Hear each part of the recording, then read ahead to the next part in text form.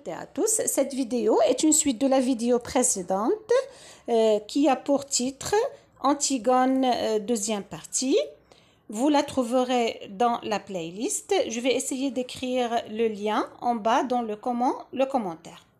Pour commencer, un petit rappel des événements s'avère très utile pour mieux comprendre où on est dans la trame des événements. Antigone, qui est l'héroïne tragique, qui est la fille entêtée, c'est la fille libre, a un projet. Dans sa tête, c'est donner une sépulture au cadavre de son frère Polynice. C'est-à-dire, il veut mettre le cadavre, c'est-à-dire le mort qui est Polynice, en terre. Antigone a annoncé sa rupture avec Aimant, son fiancé, sans présenter ni argument ni explication. Donc ici, Antigone, il veut cesser même sa relation avec son fiancé Aimant, sans présenter ni argument ni explication. Ismène, à son tour, il a fait des efforts. Il s'efforce d'exhorter Antigone à renoncer à son projet. Elle tente même de raisonner sa sœur pour qu'elle renonce à cette folie-là. Mais Antigone, toujours c'est une fille qui est entêtée, il se montre donc inflexible. Avant de quitter sa sœur qui est son aînée, elle lui apprend qu'elle a déjà accompli son acte pendant la nuit. C'est-à-dire, elle a déjà commencé, il a déjà même tenté d'enterrer le cadavre pendant la nuit. Donc, avec cet acte-là, elle a enfreint le décret de Créon, le décret royal, en faisant, bien sûr, en enterrant le frère qui est Polynice. Donc, ce qu'il faut retenir, c'est que Antigone a un seul projet. Et son projet, c'est donner une sépulture. C'est mettre le mort en terre au cadavre de leur frère qui est Polynice. La deuxième des choses, c'est que elle a fait une rupture avec son explication avec son fiancé Aimant. Troisième chose, Ismène, il s'efforce, il a tenté, il s'est efforcé pour détourner, pour convaincre Antigone de sa décision. Et la dernière des choses, c'est l'affirmation d'Antigone de son acte qui montre qu'il a enfreint la loi. C'est-à-dire, Antigone a déjà tenté de enterrer leur frère pendant la nuit. La première apparition du roi qui est accompagné de son page, c'est un dialogue entre Créon et le garde Jonas.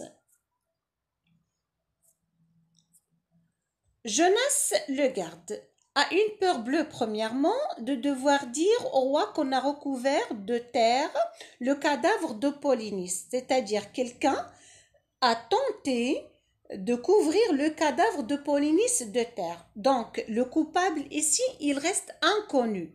Et la seule trace qui reste, c'est une pelle d'enfant. Le roi donne des ordres pour qu'on retrouve immédiatement celui qui a osé enfreindre la loi, mais aussi il a demandé d'étouffer la nouvelle, c'est-à-dire il cherche de ne pas divulguer ce secret-là pour ne pas durant le déroulement des événements dans la tragédie. Premièrement, là, quand il va apparaître, c'est sa première apparition, elle va nous expliquer le déroulement de la tragédie. Après, il va apparaître aussi accompagné de Créon. Elle intervient pour sauver Antigone de sa mort. Et la dernière apparition, ce qu'il va apparaître avec le messager qui cherche la reine pour l'informer de la mort d'Aimant. Et le cœur qui est avec Créon pour lui annoncer que sa femme est morte. Et là, pour lui dire qu'il est resté tout seul. Entre Créon et Antigone. C'est un face-à-face. Dans ce face-à-face-là, il y a deux grandes tirades de Créon fait tout ce qui est en son pouvoir pour sauver Antigone. Mais cette dernière continue à reconnaître sa culpabilité avec entêtement. Pour montrer à sa nièce que son acte est vraiment absurde et faux, le roi lui révèle certains secrets de famille particulièrement choquants qui trahissent l'horreur du monde politique. Créon révèle à Antigone que ses deux frères étaient des traîtres. Ils ont cherché à tuer leur père et vendre Thèbes. Créon, donc ici, il a besoin d'un héros et il a choisi au hasard entre les cadavres des deux frères défigurés. C'est-à-dire, on ne savait pas qui est Éthéocle et qui est Polynice. Et Créon n'est même pas sûr que celui qui est choisi, est le cadavre d'Éthéocle.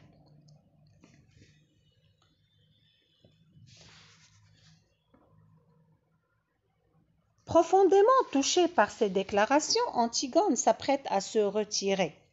Et surtout, quand il a entendu, ou quand on a parlé du mot bonheur. Ici, Créon a commis une faute irréparable qu'on ne peut pas réparer. Et il a rappelé à Antigone la vie qui l'attend.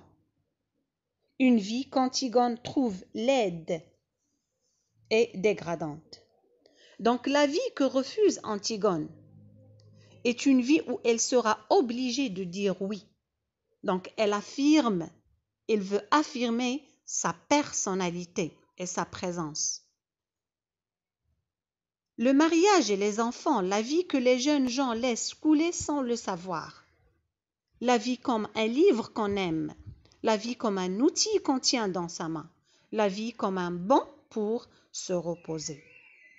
Donc Antigone ici refuse cette vie-là et ce bonheur.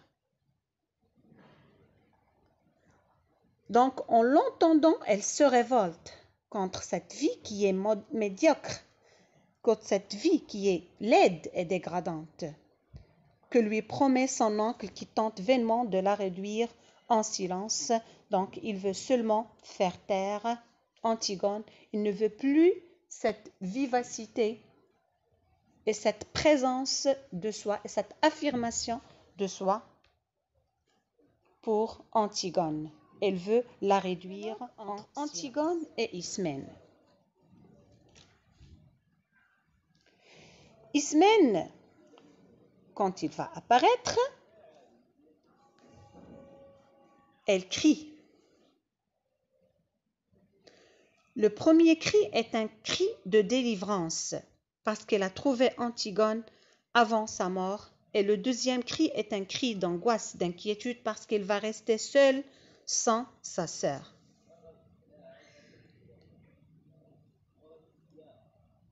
Elle se confond en excuses et se montre prête à mourir avec Antigone. Elle veut se sacrifier et rester avec Antigone en lui disant « Je ne veux pas vivre si tu meurs, je ne veux pas rester sans toi. » Mais cette dernière, qui est Antigone, rejette son sacrifice.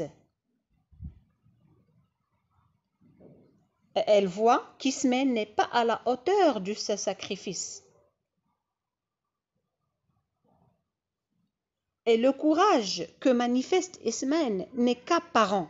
C'est seulement des apparences.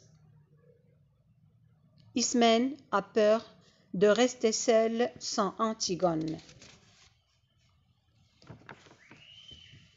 Seulement pour ne pas l'impliquer dans une affaire qui la dépasse.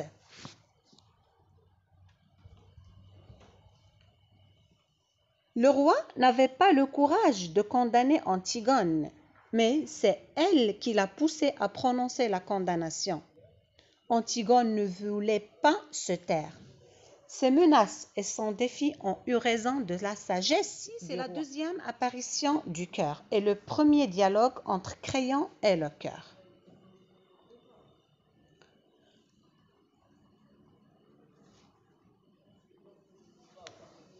Le cœur tente de faire revenir Créon sur sa décision et l'amener à gracier Antigone.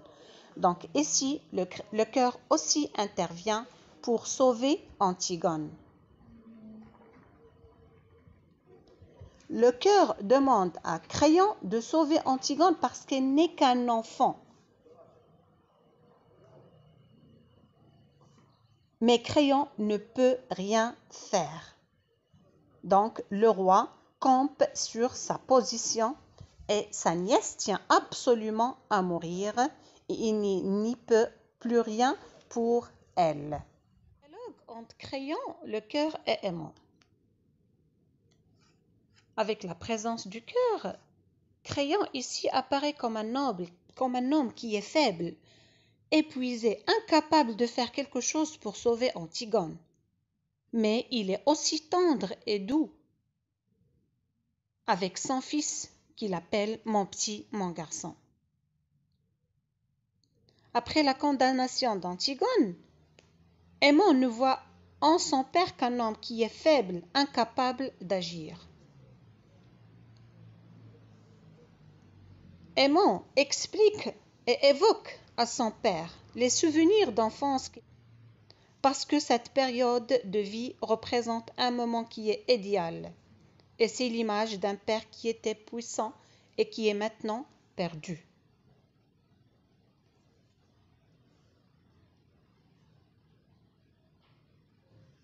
Aimant implore, il supplie son fils, désespère plutôt, il supplie son père de sauver Antigone, mais en vain. Le cœur aussi, il a tenté même d'attendrir et de calmer le roi, mais cela n'aboutit à aucun résultat. Aimant a dit aussi, il ne peut pas vivre sans Antigone parce qu'il a peur de rester seul après la mort de sa fiancée.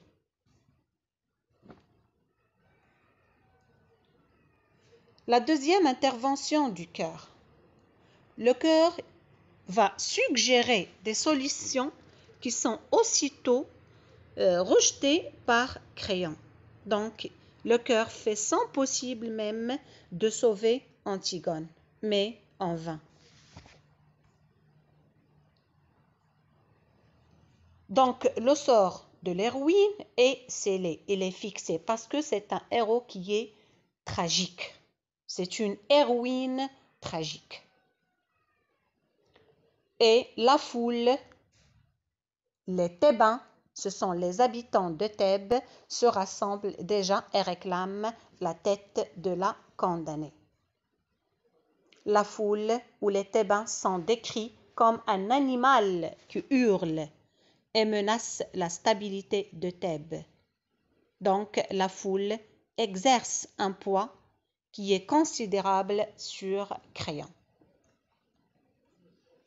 La troisième intervention du cœur. Le cœur souligne l'accablement d'Aimant. Donc Aimant est vraiment chagriné, il est accablé et pousse Créon à faire quelque chose pour sauver Antigone. Antigone va apparaître comme un personnage qui est affaibli et épuisé même par les événements qu'elle venait de vivre.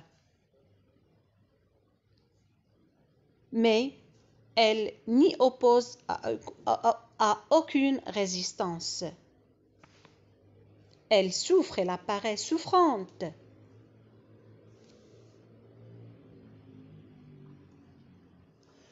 La foule où les Thébains hurlent contre Antigone dans le palais. Elle est poussée par les gardes. Créon ordonne de vider le palais sous la demande du coupable qui est Antigone, qui a aimé d'être seule jusqu'à sa mort. Dialogue entre Antigone et le garde. Ils sont seuls. Le garde, qui est Jonas, est insensible aux souffrances d'Antigone. C'est un personnage qui est corrompu et qui profite de la situation d'Antigone pour tirer quelques profits. Antigone est étroitement surveillée, mais le garde reste indifférent à ses souffrances. Il ne pense qu'à sa promotion et aux avantages matériels qu'il va en tirer. Au profit du dialogue qu'il s'engage avec sa prisonnière qui est Antigone, il lui révèle qu'elle sera murée vivante. Antigone va confier une chose. Il va confier au garde une lettre qu'elle a écrite à Aimant et dans laquelle elle lui explique pourquoi elle a rompu son mariage avec lui et pour s'excuser d'avoir causé des torts à la famille. Elle n'avait pas le temps de lui dire à quelle personne il doit la donner. D'ailleurs, Aimant ne recevra pas cette lettre. Mais, vraiment, le garde va accepter de rendre ce service à Antigone parce qu'elle lui a donné une bague en or.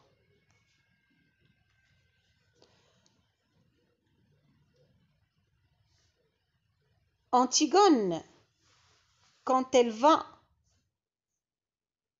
accueillir la nouvelle de sa mort qu'elle va mourir vivante, elle est restée calme parce que c'est une héroïne qui est tragique.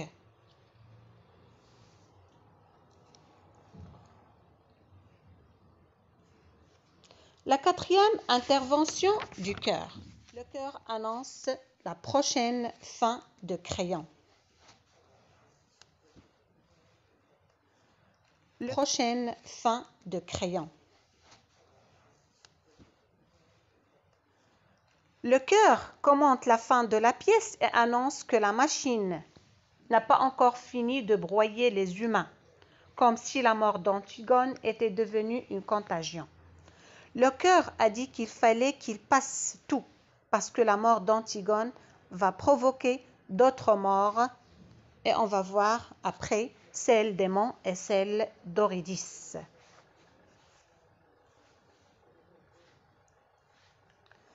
Dialogue entre le messager et le cœur. Le messager va annoncer comment la mort d'Antigone et d'Aimant s'est déroulée. C'est un témoin qui rapporte des événements qui se sont déroulés à l'extérieur de la scène.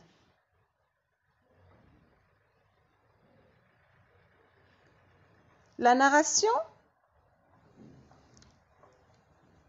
va mettre le messager en utilisant la technique du récit pour mettre le spectateur ou les lecteurs au courant des déroulements des événements. La scène décrite par le messager se situe à l'endroit où Antigone a été enterrée, c'est-à-dire dans les cavernes de Hadès. Dans un premier temps, le messager raconte ce qui s'est passé à l'extérieur de la tombe, puis dans un deuxième temps, ce qui est passé au fond de la tombe.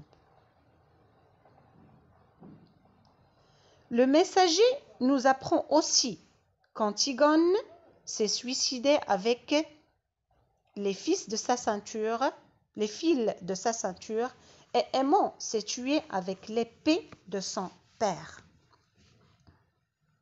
Antigone s'est suicidée au fil de sa ceinture pour deux raisons.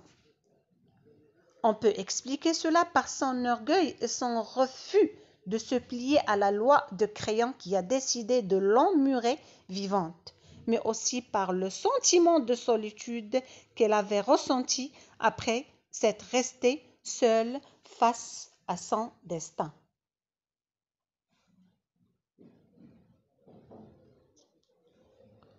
Le cœur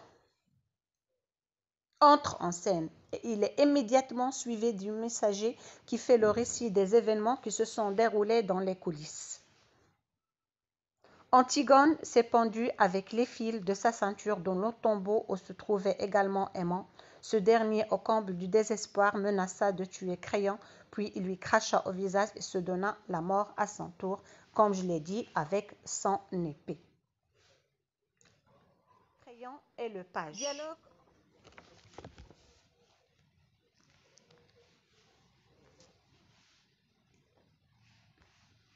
Le roi rentre au palais complètement effondré.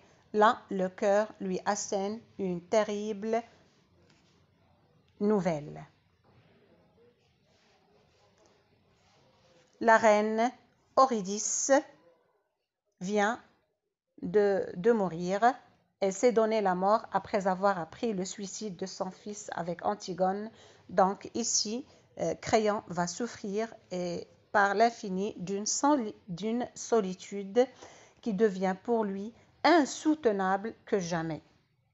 Mais la raison d'État doit continuer à régner et son rôle de roi passe avant toute autre considération. Et il va terminer, bien sûr, son devoir d'être le roi.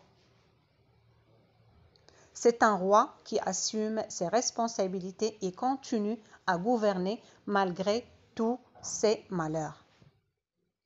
L'image donnée ici par le roi est l'image d'un ouvrier qui travaille manuellement, comme si la tâche de conduire les hommes était une fonction. Finalement, nous avons la dernière apparition du cœur et la fin de la tragédie. Le cœur montre que la mort rend égaux tous les personnages. Un grand apaisement triste tombe sur Thèbes pendant que les gardes continuent à jouer aux cartes.